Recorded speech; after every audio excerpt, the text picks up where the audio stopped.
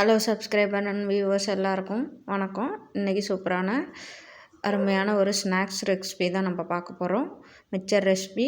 அது எப்படி ஈஸியாக சிம்பிளாக வீட்டில் இருக்கிற பொருளை வச்சு செய்யலான்னு தான் பார்க்க போகிறோம். இந்த ரெசிபி செய்கிறதுக்கு ஸ்டார்ட் பண்ணுறதுக்கு முன்னாடி நம்ம சப்ஸ்கிரைபர் அண்ட் வியூவர்ஸ் எல்லாத்துக்கும் ரொம்ப நன்றி சொல்லிக்கலாம். அதுக்கப்புறம் நம்ம வீடியோவுக்கு லைக்லாம் போட்டு சப்போர்ட் பண்ணுற எல்லா வியூவர்ஸ்க்கும் ரொம்ப நன்றிங்க. உங்களோட ஆதரவால் தான் என்னோடய சேனல் வளர்ந்துட்டுருக்கு. அதனால் ரொம்ப நன்றி. இப்போது நம்ம ரெசிபி பண்ண ஸ்டார்ட் பண்ணிடலாம். அதுக்கு முன்னாடி தயவுசெய்து ஒரு லைக் பண்ணிவிடுங்க. இந்த வீடியோவுக்கு லைக் பண்ணிவிட்டு வாங்க. எப்படி ரெசிபி பண்ணலான்னு ஈஸியாக பண்ணலான்னு பார்க்கலாம்.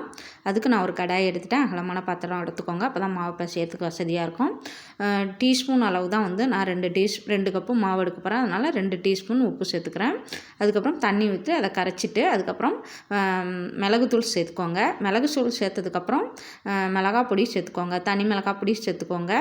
அதுக்கப்புறம் நம்ம அரைச்சி வச்சுருக்க முறுக்கு மாவு எடுத்துக்கலாம். முறுக்கு மாவே போதும். இந்த ரெசிபிக்கு ரொம்ப அருமையாக டேஸ்ட்டாக இருக்கும். அதனால் 2 கப்பு முறுக்கு மாவு எடுத்துக்கோங்க.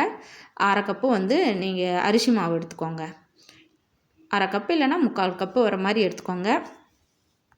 நான் அரைச்ச முறுக்கு மாவு ரொம்ப சாஃப்டாக இருந்துச்சு. அதனால் நான் 3/4 கப்பு அரிசி மாவு எடுத்துக்கிட்டேன். உங்கள் மாவு எப்படியோ அதுக்கு தகுந்த மாதிரி, முறுக்கு மாவு எப்படியோ அதுக்கு தகுந்த மாதிரி அரிசி மாவு எடுத்துக்கோங்க. அதுக்கப்புறம் கடலை மாவு சேர்த்துக்கோங்க. அதுக்கப்புறம் தண்ணி தெளித்து இதை மாதிரி பிசைய ஆரம்பிச்சிருங்க. தண்ணி தெளித்து பிசைங்க. ஊற்றிட்டிங்கன்னா அப்புறம் அந்த பதத்துக்கு நம்ம பிசைஞ்சு உருட்டி எடுக்க முடியாது. மாவு நல்லா திரண்டு வந்ததுக்கப்புறம் கடைசியாக ஒரு கையில் எண்ணெயை ஊற்றி, அதாவது சமைக்கிற எண்ணெயை ஊற்றி, எதில் பொரிக்க போகிறோமோ அந்த எண்ணெயை ஊற்றி நல்லா பிசைஞ்சிக்கோங்க. கடைசியில் கையில் ஒட்டியிருக்க மாவுலாம் எடுக்கணுன்னா அதுமாரி எண்ணெய் ஊற்றி பிசைஞ்சிங்கன்னா கையில் இருக்கிற மாவுலாம் எடுத்துகிட்டு வந்துடும். அதுக்கப்புறம் ஒரு உருண்டையாக உருட்டி நல்லா மூடி போட்டு மூடி வச்சுருங்க. அதுக்கப்புறம் இந்தமாரி வட்ட வடிவில் இருக்கிற ஒரு தட்டை எடுத்து அது மேலே எண்ணெய் நிறையா கொஞ்சம் அப்ளை பண்ணிக்கோங்க. உங்களுக்கு எந்த மோல்டு தேவையோ அந்த மோல்டு எடுத்துக்கோங்க.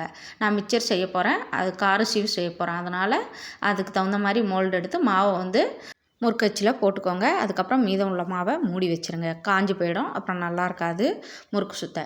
இந்தமாரி பொறுமையாக நல்லா வழுக்கிட்டு வரும். சுத்த முடியாது. அதனால் கரெக்டாக பிடிச்சிக்கிட்டு, ஒரு டவல் இருந்தால் பிடிச்சிக்கிட்டு, அதுக்கப்புறம் நல்லா பொறுமையாக நல்லா ஸ்பின் பண்ணிங்கன்னா அழகாக இந்தமாரி வரும். இந்தமாரி நல்லா பெருசாக வட்டமாக சுற்றுங்க.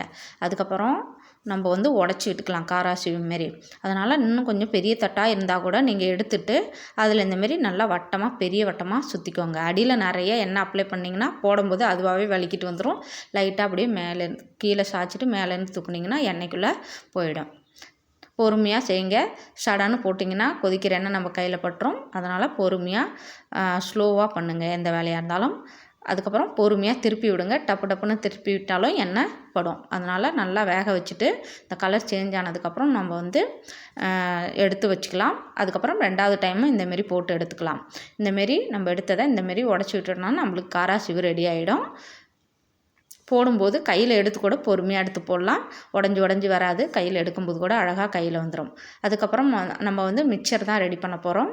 ஸ்பைசி மிக்சர் அது ரெடி பண்ணுறதுக்கு அந்த மோல்டை மாற்றிட்டு நான் மிக்சர் திருகில் வச்சு அதை அச்சு போட்டுட்டு மாவை இந்தமாரி புழிஞ்சு பெருசாக வட்டமாக அதேமாரி எப்படி புழிஞ்சோமோ அதேமாரி புழிஞ்சு இந்தமாரி நான் போட்டு பொரித்து எடுத்துக்கிறேன். மிக்சர் புழியும் போது மட்டும் மேலே ரொம்ப புழிஞ்சிடாதீங்க. ஒரு ரவுண்டு வர மாதிரி மெலுசாக புழிஞ்சு எடுத்துக்கோங்க. அப்போ தான் நம்ம உடச்சிடும்போது பொலன்னு உதிரும். நீங்கள் மேலே 2 ரோல் சுற்றிட்டிங்கன்னா உடைக்கும் போது கட்டி ஆகிடும். அதனால் ஒரே ஒரு சிங்கிள் லைனில் சுற்றி எடுத்து அதில் பொரித்து எடுத்துக்கோங்க. அதுக்கப்புறம் நம்ம தேவையான ஒரு 4-3 பொருள் மிக்சருக்கு பொரிச்சு எடுப்போம். அதை தான் பொரிச்சு எடுக்க போகிறோம். ஃபஸ்ட்டு நம்ம கருவேப்பிலை பொரிச்சிட்டோம். அப்புறம் கார்ன்ஃப்ளேக்கும் பொரிச்சு எடுத்துக்கிட்டோம். அதுக்கப்புறம் கடலையும் பொரிச்சு எடுத்துக்கிறோம். இதேமாரி பொரித்து எல்லாத்தையும் தனித்தனியாக எடுத்துகிட்டு நம்ம புழிஞ்சு வச்சுருந்த மிக்சரை தூளாக ஆக்கிக்கலாம். நீங்கள் கையை வைக்கும் போதே பொலன்னு உதிர்ந்துடும். ஒரு லைனில் சுற்றி பொரிச்சு எடுத்துருந்தீங்கன்னா, 2 லைனில் மேலே சுற்றி பொரிச்சிங்கன்னா கொஞ்சம் கட்டியாக இருக்கும். உடைக்கிறது ரொம்ப சிரமம். உடையாது. இதை ஏன் மேலே சுற்றி பொரிக்காதீங்கன்னு நான் சொன்னேன்னா, நான் ஒரே ஒரு கடைசி மேலே கொஞ்சம் மாவு இருக்குன்னு அது மேலேயே சுற்றி விட்டுட்டேன். அதனால தான் சொல்கிறேன். ஃபஸ்ட்டு செஞ்சது சிங்கிளாக சுற்றியிருப்பேன். அங்கே அழகாக உடைக்க வந்தது. இதேமாரி மிக்சரை பொடியாக நீங்கள் நசுக்கி எடுத்துக்கோங்க. ரொம்ப தூளாக்கிடாதீங்க. அதுக்கப்புறம் நம்ம பொரித்த கடலை, கார்ன்ஃப்ளேக்ஸு அந்த கறி லீவ்ஸு எல்லாத்தையும் கொட்டி இந்தமாரி கிண்டி விட்டுக்கலாம். இதுக்கு மேலே நீங்கள் என்ன பண்ணுறீங்கன்னா ரெட் சில்லி பவுடர் கொஞ்சம் போட்டுக்கோங்க. அதுக்கப்புறம் உப்பு போட்டுக்கோங்க. உப்பு இருக்கான்னு பார்த்துட்டு செக் பண்ணிவிட்டு உப்பு கொஞ்சமாக தூவிட்டு ஒரு கரண்டி வச்சு இதேமாரி கிளறி விட்டுக்கோங்க. அதுக்கப்புறம் பொட்டுக்கடலை எல்லாம் பொரித்து போட்டுக்கலாம். அப்புறம் தேங்காய் துண்டு கூட நீங்கள் சீவி பொரித்து போட்டுக்கலாம். முந்திரி பருப்பு கூட பொரித்து போட்டுக்கலாம். ஃபஸ்ட்டில் எண்ணெயாக தான் இருக்கும், பயப்படாதீங்க. அடுத்தடுத்த நாள் சரியாக சூப்பராகிடும். மிக்சர் சூப்பரான அருமையான மிக்சர் பேக்கரி ஸ்டைலில் ரெடி. பாய்.